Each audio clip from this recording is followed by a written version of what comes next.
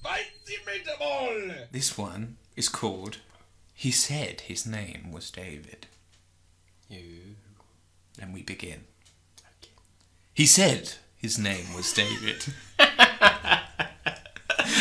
That old trick. I first met him when I was in elementary school. 5th grade, to be precise. And since that first chance encounter, he's been in and out of my life like a passing storm.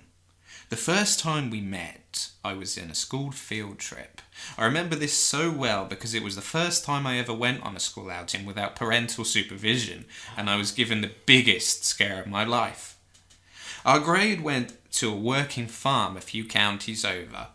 My best friend was unable to go because of severe allergies, so I was partnered up with another close friend, Jason. Now, I was one of the few girls in school that the boys didn't think had the dreaded cooties, because I played baseball, basketball and football just as well as they did, and sometimes better. What age are they? I don't know. We might find out in the story. Okay.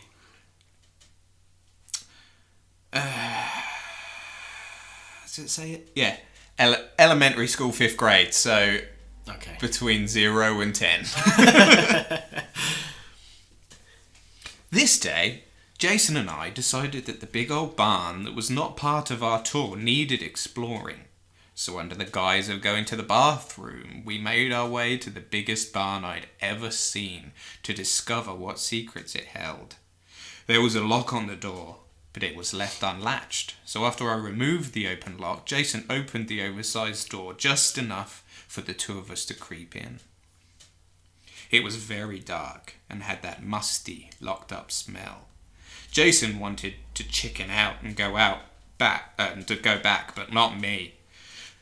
Not wanted to be bested by the girl, he reluctantly stayed. Once our eyes adjusted to the light, we could see that this truly was an enormous barn full of dusty and cobweb-covered things I had never seen before. I started walking, trying to stay in the small amount of light that shone in through the dusty windows. The hayloft started about halfway down the barn, blocking much of the light from outside. The only decently lit area was towards the door, where a lot of odd-looking machines sat collecting dust. Jason said he'd stay and watch the door in case Mrs. Wood came looking for us, and I made my way down the barn. After what felt like a mile of nothing but farm machinery and tools, I came to the first stall. The stall had that thick blackness that a person could stand in unhidden and not be seen. It was equally scary and thrilling as I crept closer, heart thudding in my chest. I fully expected something to jump at me from the shadows. To my complete and utter shock, the fright of my life came from behind me when I heard a male voice say, "What are you looking for?" Once my head quit spinning and I was able to open my eyes again, there he stood. David. He was a tall, slender boy about my age with dark hair and very dark eyes that seemed to almost gleam even in the dark barn. Apparently I'd screamed like a banshee because not only had Jason ran to my rescue, but also some teachers and farmhands came barging in as well. David was laughing uncontrollably and I began to laugh a little at myself as well. Turned out that David's dad was a farmhand and David and his family lived on the farm. He somehow convinced the teachers and his parents that he'd led me into the barn to see a ghost and then scared me as a gag, and he hadn't meant for me to get that scared. Jason and I went along with the story so that we wouldn't get into worse trouble. Somehow David and I exchanged addresses and we were pen pals until my house burned down later on that school year. The next time I saw David, I was in the 7th grade. My mum had taken me and my siblings shopping at Hill's department store for school clothes. I was sitting in the shoe department trying on some boots when I heard someone behind me say, "What are you looking for?" Way to spoil the atmosphere. I knew it was him instantly. I felt butterflies in my stomach, and I couldn't stifle a delighted giggle when I heard him speak. He was beautiful in a strange, almost dangerous way.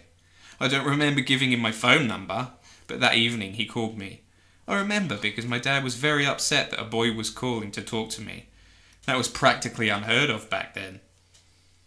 David and I talked off and on for a while, and I remember thinking how weird it was that David knew about the house burning down and a few other events in my life when I hadn't told them to him. Then just as suddenly as his calls had started, they stopped. I don't remember ever calling him or asking for his number. Girls didn't really call boys back then. At least not the good kind of girl. I didn't see or speak with David again until I was 15. I was at the skating ring, a town over for an all-night skate event with a friend, and as she and I were talking, David came up behind me and said, "What are you looking for?" I knew the voice instantly. My friend didn't like David from the moment he said my name. She said that I acted like I was under some sort of spell whenever he was around. Even my parents, Mum especially, noticed a marked difference in my actions, appearance and dress when I was with David. To me, he was beautiful and dangerous, and I never wanted to be with another person more than him in all of my life. We came close to crossing the line a time or two, but I was still very much a good girl and wanted to remain one. Telling him no was the hardest thing I'd ever done in my life. And then one day, it was over again. He stopped calling and life just kind of went back to normal. Then tragedy struck out again. Our house burned down a second time. There was a very thorough investigation, and though the family was ruled out, it was still being investigated as arson. That was nearly 30 years ago, and today it's still considered an open case. David showed up again 2 years later. I was 17 and had taken a part-time job to help with household costs.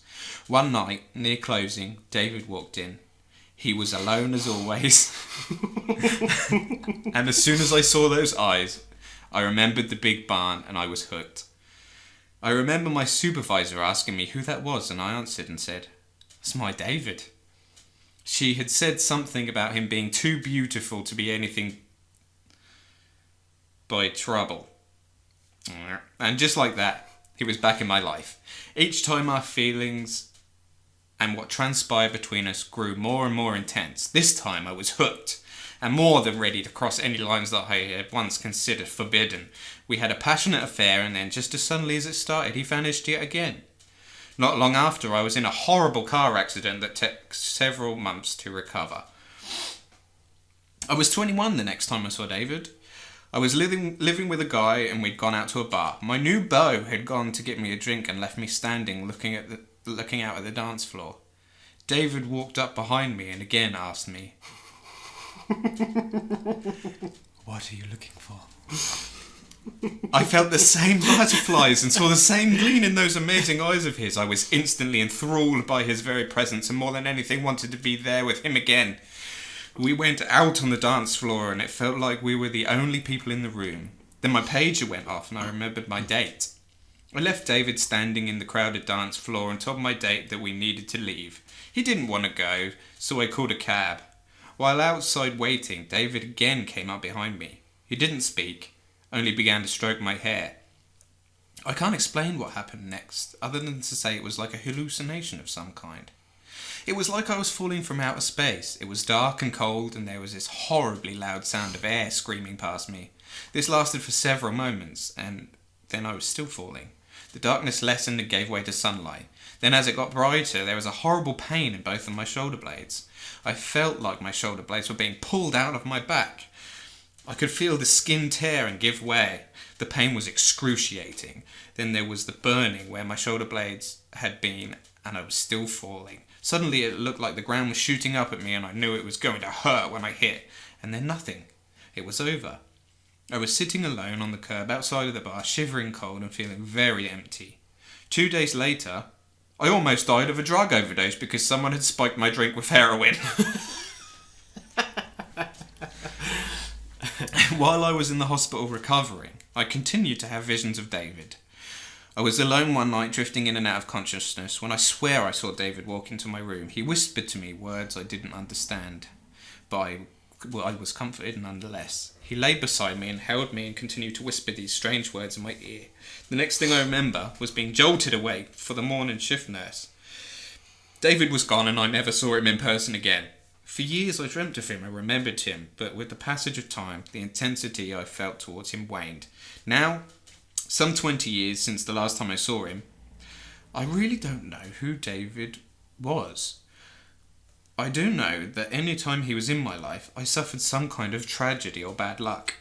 Some of those who met David thought of him as some otherworldly creature passing himself off as a human. Others thought him to be a fallen angel. And still others felt him to be some kind of warlock or some kind of human hybrid. I don't know. Perhaps David always was and will always be a mystery, best left unsolved. What are you looking for? Is that the whole story? Yep. How is that? Hang on. How is that a creepypasta? It's not a creepypasta if you laugh at the scary bit. What scary bit? Hi, Toby here. If you've just enjoyed what you've seen, and I guess you have because you've watched it to the end, why not help us out and give this video a share? Also, while you're at it, you might as well go and watch the full episode on YouTube. Just search for Meatball Video Podcast and remember to hit that subscribe button for more content just like this.